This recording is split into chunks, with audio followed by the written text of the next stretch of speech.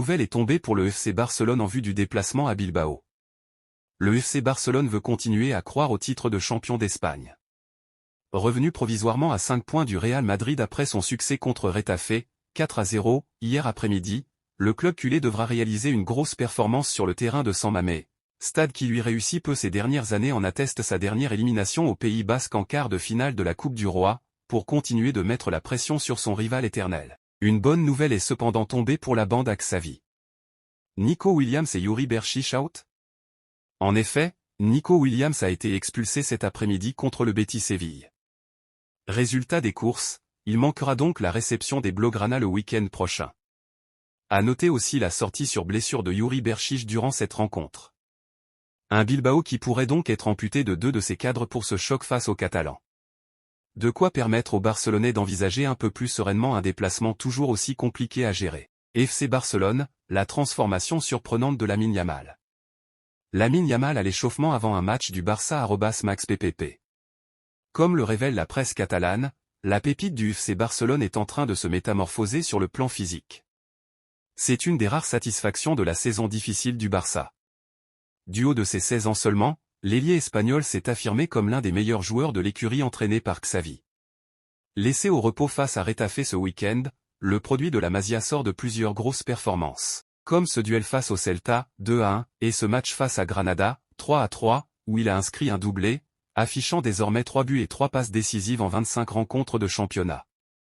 Plus que le volet statistique, c'est sa capacité dingue à faire des différences balles au pied qui continue d'épater tout le monde outre-Pyrénées.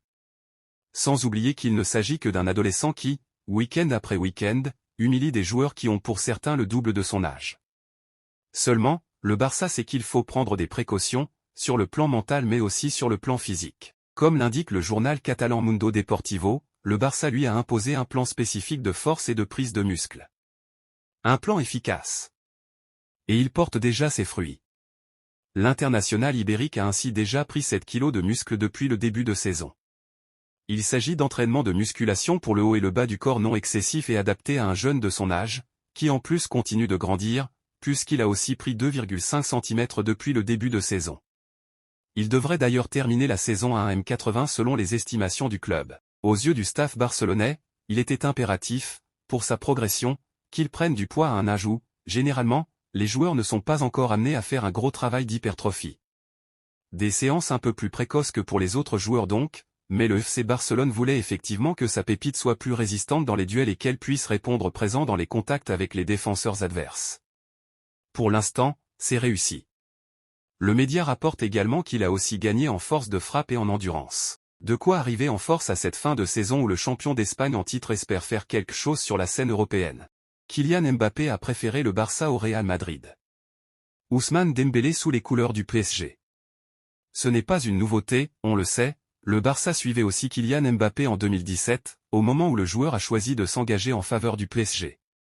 Et le futur madrilène était, selon les informations de la Cadena SER, plus intéressé par le Barça que par le Real Madrid à l'époque. Il estimait qu'il avait plus de chances de jouer en Catalogne qu'à Madrid, bien qu'il ait finalement donné son accord au Paris Saint-Germain. Il faut aussi noter que, toujours selon le média, le Barça préférait Ousmane Dembélé à l'époque et est donc allé au bout pour enrôler celui qui était à Dortmund plutôt que de se positionner concrètement sur Mbappé. Sergio Agüero envisage de sortir de sa retraite. Le Kun Agüero lors d'un échauffement avec City. Moins de 2 ans et demi après avoir pris sa retraite sportive en raison d'un problème cardiaque, Sergio Agüero aurait été autorisé par son médecin à reprendre du service. J'ai pris la décision d'arrêter de jouer au football. C'est un moment extrêmement difficile mais je suis en paix avec cette décision. Ma santé personnelle reste le plus important. À travers ces mots, Sergio Agüero tirait un trait sur plus de 15 ans de carrière au plus haut niveau. Un énorme coup dur pour l'avant-centre qui, à l'âge de 33 ans, avait pris la décision de quitter librement Manchester City pour s'offrir un dernier challenge au FC Barcelone. La terrible conséquence d'un malaise cardiaque contracté par l'ex-international argentin en plein match contre Alaves, le 30 octobre 2021.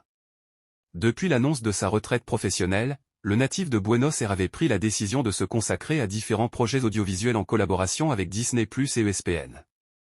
Dans la foulée, l'Argentin avait été même autorisé à rechausser les crampons pour participer à la Kings League, une compétition regroupant 12 équipes et créée par son ex-partenaire au Barça, Gérard Piqué avant de se tourner vers le streaming. Mais un peu moins de 2 ans et demi après sa retraite, Kun Agüero pourrait signer un retour inattendu sur les terrains de football. Suppression de taxis, rationnement alimentaire, accords rompus, les procédés délirants du Barça pour éponger sa dette. Vers un retour aux sources pour Sergio Agüero? Sur sa chaîne Twitch, l'Argentin haussant une sélection avec l'Albiceleste, 41 buts, a surpris tout son monde en dévoilant en direct un échange avec son cardiologue l'informant qu'il pouvait à nouveau jouer au football. De la façon dont ça s'est passé jusqu'à présent, jouer pendant cette période ne sera pas un problème. Logiquement, il faut faire les études qui correspondent déjà et vous faire courir comme si c'était le jeu. Il faut être bien préparé, mais être prêt parce qu'il y a de l'espoir. Bref, c'est possible. Oui, c'est possible, a déclaré le médecin d'Agüero. Immédiatement, cette nouvelle a suscité un profond enthousiasme chez les fans argentins. Dès lors, ces derniers se sont empressés de relayer les propos tenus par l'entraîneur du Canada Independiente, son club formateur, Carlos Tevez, évoquant dernièrement la possibilité de le voir rejoindre son écurie. Qui ne voudrait pas avoir le Kun? Je l'ai eu comme coéquipier, et maintenant, en tant qu'entraîneur, il serait le bienvenu ici.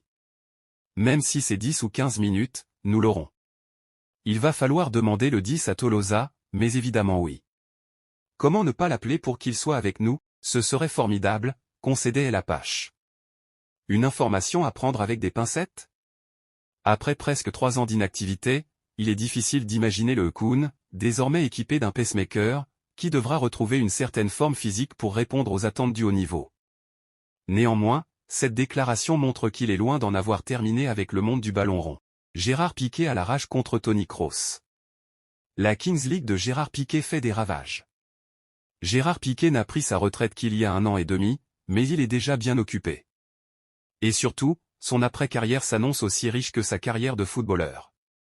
Il a effectivement lancé la Kings League, un championnat qui regroupe des équipes composées d'influenceurs, de streamers, d'anciens joueurs et aussi de gens lambda. Un véritable carton d'audience en Espagne et dans les pays latino-américains. Désormais, l'ancien défenseur et sa société, Cosmo, veulent exporter le concept dans d'autres marchés.